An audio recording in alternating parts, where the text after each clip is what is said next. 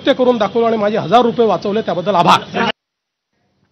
सोलापूरमधली एक ब्रेकिंग बातमी बघूया. सोलापूरच्या चिंचोळी एमआयडीसी मधल्या केमिकल कंपनीमध्ये भीषण आग लागलेली आहे.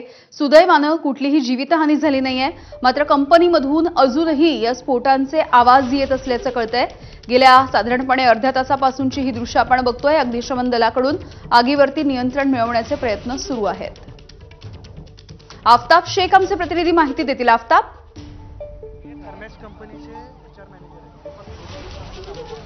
यामिनी मी सध्या चिंचोळी एमआयडीसी गाडीतल्या त्याच फॅक्टरीच्या समोर आहे. कारण आता प्रशासनानं मला थोडंसं दूर राहायला सांगितलेलं आहे, कारण हे सगळं संपूर्ण एरिया जो आहे तो निर्मनुष्य करण्याचं काम जे आता प्रशासनाच्या वतीनं सुरू आहे.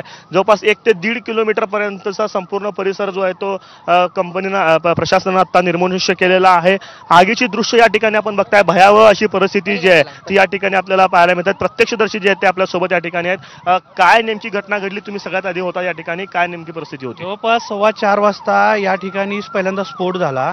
त्या स्फोटमध्ये आवाज आल्यानंतर आम्ही चिंचोली काठी गावात असल्या कारणाने आम्हाला ज्यावेळेस कळलं त्यावेळेस आम्ही काय केलं, प्रथम त्या ठिकाणी आल्यानंतर जे काही आतमध्ये जवळपास 100 पेक्षा जास्त कामगार होते ते कळल्या ते गेटच्या बाहेर यायला चालू झालं. आम्ही आज जाऊन जे लोक आत आहेत त्यांना पहिल्यांदा बाहेर काढलं. परंतु त्याच्यानंतर जे आगीने जे रुद्ररूप धारण केलं त्यानंतर कुणालाच काय कळायला मार्ग नाही की कुठून पेट घेतंय आणि काय पेटतंय. ॲक्च्युली ती कंपनी आहे केमिकलची.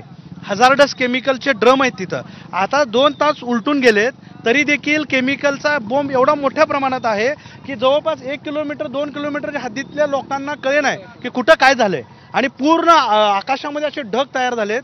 आजूबाजूचे नागरिक पूर्ण घाबरून गेलेत. अशा परिस्थितीला अग्निशामक दल असेल, पोलीस प्रशासन असेल किंवा एमआयडीसी अधिकारी यांनी या ठिकाणी येऊन पाहणी केली आणि प्रशासन मदत करत आहे सध्या. नक्कीच खरं प्रशासन जे आहे ते या ठिकाणी युद्धपातळीवरती काम करत आहे. आगीवरती नियंत्रण मिळवण्याचे प्रयत्न आम्ही या ठिकाणी सुरू आहेत. मात्र आग इतक्या मोठ्या प्रमाणात पसरलेली आहे की त्या आगीवरती आता नियंत्रण मिळवणं फार कठीण आहे. एक प्लांट जो आहे तो पूर्णपणे जळून खाक झालेला आहे. दुसरा प्लांट आपल्या समोर या ठिकाणी दिसतोय. त्या ठिकाणी देखील आता आग लागण्याची स्थिती जी आहे ती या ठिकाणी आपल्याला पाहायला मिळते. यामिनी, अगदी खूप खूप धन्यवाद आफताब. आणि तुम्ही सुद्धा वार्तांकन करताना निश्चितपणे काळजी घ्या. धन्यवाद माहितीसाठी. तर अत्यंत भयंकर अशी ही दृश्य आपण बघतोय. या आगीनं धारण केलेलं रौद्र रूप साधारणपणे जशी आता आपण माहिती घेतली, साधारणपणे 4:15च्या सुमारास इथे पहिला स्फोट झाला आणि त्यानंतर अजूनही या ठिकाणी केमिकलची ही कंपनी असल्यामुळे स्फोटांचे आवाज अद्यापही येत आहेत. हा परिसर निर्मनुष्य करण्यात आला.